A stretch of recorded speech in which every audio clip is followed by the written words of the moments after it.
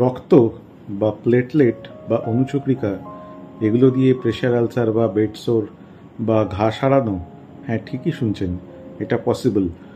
এখন PRP therapy খুব জনপ্রিয়। তার আরেক নাম হলো প্লেটলেট রিচ প্লাজমা। প্লেটলেট হলো অনুচক্রিকা।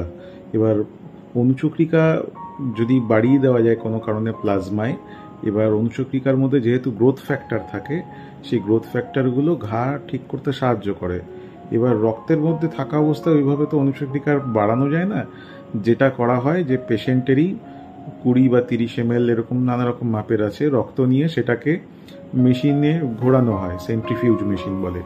এবার তার ফলে এরকম দুবার বা একবার ঘোরানোর ফলে যে আমাদের অনুচক্রিকাগুলো আছে, যেটা ঘা বা কেটে গেলে সেখানে ভরতে সাহায্য করে, গ্রোথ ফ্যাক্টর থাকে নানা রকম, সেই অনুচক্রিকাগুলো এক জায়গায় থিতিয়ে পড়ে। তারপর সেই অনুচক্রিকা একটু তুলে ইঞ্জেকশনের সাহায্যে তার সাথে একটু প্লাজমা উঠে আসে।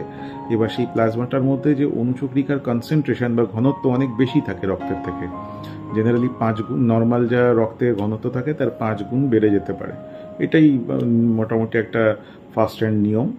এবার এই অনুচক্রিকা সমৃদ্ধ প্লাজমাটা ওই ঘায়ের ওখানে চারিদিকে ইনজেক্ট করলে তাতে হয় যে ওইখানে ওরা নানা রকম গ্রোথ ফ্যাক্টর রিলিজ করে, তাতে ওই গ্রোথ বা কোষের যে বেড়ে ওঠা সেইগুলো স্টিমুলেট হয়, তারপর ঘাটা তাড়াতাড়ি ভরে ওঠে। এই প্লেটলেট রিচ প্লাজমা দিয়ে এইভাবে ট্রিটমেন্ট সম্ভব।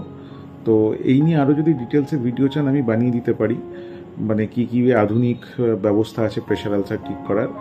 আর এই প্রেশার আলসার ঘরে বা বেডসোর কী করে ঘরে ড্রেসিং করবেন সিম্পল উপকরণ দিয়ে কম খরচার মধ্যে, তার জন্য একটা বড় লং ফর্ম ভিডিও আছে, সেটা আগের সপ্তাহে করা। এটা দেখতে কিন্তু অবশ্যই ভুলবেন না।